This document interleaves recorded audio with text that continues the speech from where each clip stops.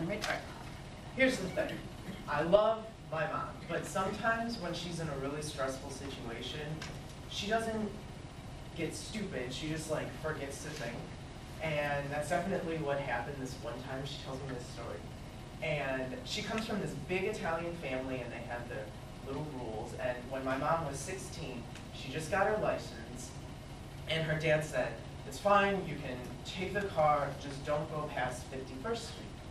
So this one day, my mom's friend Carol came over, and she's like, "Do you want to take me to my boyfriend's house? I really need to go." And my mom's like, "I don't know, I mean, it's kind of far." And then she's like, "Whoa, road trip." And so they got in. And so they started driving, and on the way, they stopped at a gas station. And my mom and Carol went in, and they noticed that things were a little bit off. And they saw these two guys at the counter with guns. And my mom's smart enough to know that they don't sell guns at gas stations. So she knew it was like a robbery or something. And so they slowly went back to their car, like, "We gotta go," but they saw them. And they came, and they took them back, and they were leading them towards the back closet.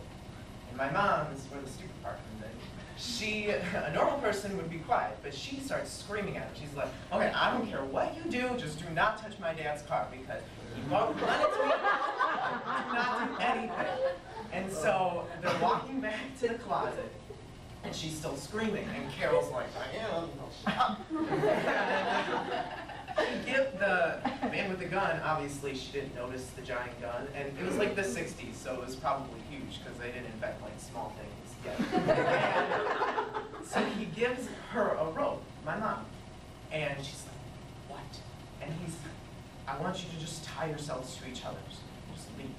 She's like, "Do I look like I'm in the Navy?" And so she just ties it around him like a belt, and she's standing there.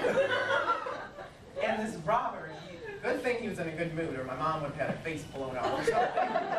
So he leaves, and he goes out, and they're sitting there, and after a while they hear bang, a gunshot, and then police sirens, and my mom figures that it's okay, you can go outside.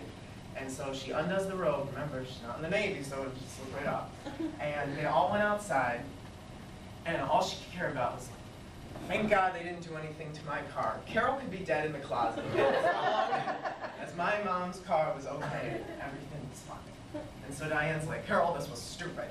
So they drive back home to my mom's house, and my mom goes up to my grandpa, her dad, and she starts telling him this story about, "Oh, you never believe what just happened to me." And he's sitting on his little recliner, and he's like, "Oh, where did this happen?" Italian accent.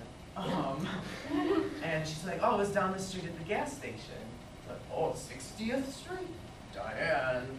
And then he proceeded to ground her for a month and take away her license so that she would never go past 51st Street again.